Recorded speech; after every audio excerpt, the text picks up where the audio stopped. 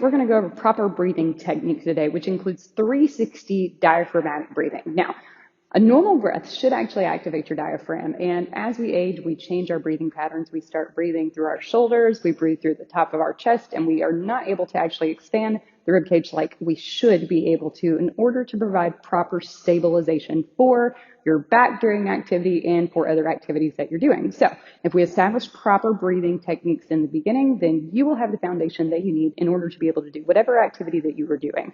You won't have to practice this as much anymore because your body inherently will do that because of those neuroplastic effects that we will integrate. So what is a 360 breath? A 360 breath is a breath that incorporates not only the front of the rib cage. Most people breathe into the belly and they think that that's all of it. That's only one part of the actual breath. A normal breath should actually encompass the sides of the rib cage, breathing in laterally, the front of the rib cage and the back of the rib cage, as well as the top and bottom of pelvic floors, also expanding during this 360 breath. What that does is that creates intra-abdominal pressure, so inside pressure in your abdomen to actually give you the stability for your low back that you need and for things like overhead activities, for other activities that you may be doing, and really for the foundation of any activity that you're going to be doing. So we're going to coach you through this today, and if you need something like a belt or a band to add in additional resistance and input into the system, I highly recommend this, and we'll show this later on in the video. So what do we do? What I'm going to do is sit here in a normal position. I'm going to scoot back towards the bench so I have a good foundation as well. I'm going to relax and just start to breathe.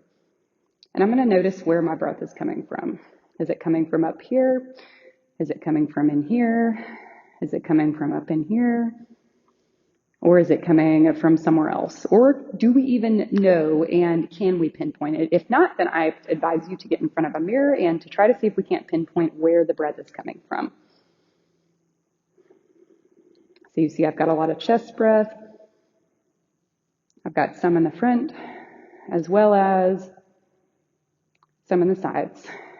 Now I'm just breathing normal here. So when we're in a stressful situation or others, we may find that we're actually going to breathe through the shoulders or the top of the chest in more of a kind of motion. And you'll notice more neck tension and things like that can relate to headaches and neck pain and other shoulder pain issues and other things. So what we're going to do is we're going to find a neutral spine. So what I mean by neutral is instead of arching the back or leaning all the way forward, we're going to sit up nice and tall.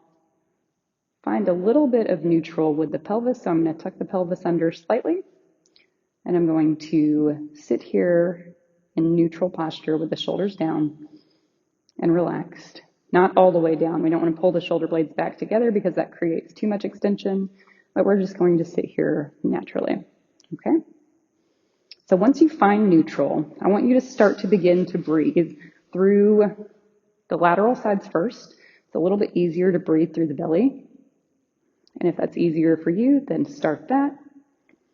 But we're going to breathe through the sides of the rib cage here. So what I want you to imagine is your rib cage is expanding out this way, keeping the front quiet.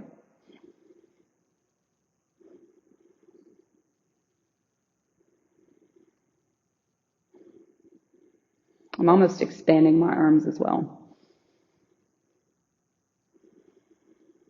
If this is more difficult on one side versus another, you can take like my hand and cup the side of the rib cage and try to breathe into the hand.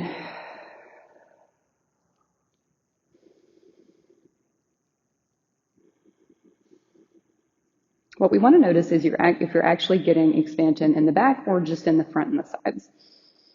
When you take a breath in, your diaphragm and in general, top and bottom are going to push against. They're going to actually create tension.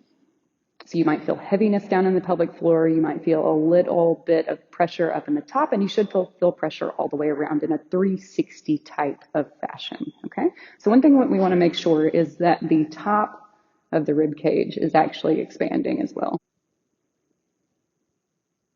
So what we're going to try to do is force the rib cage back towards the wall, finding neutral posture again, feet flat on the floor.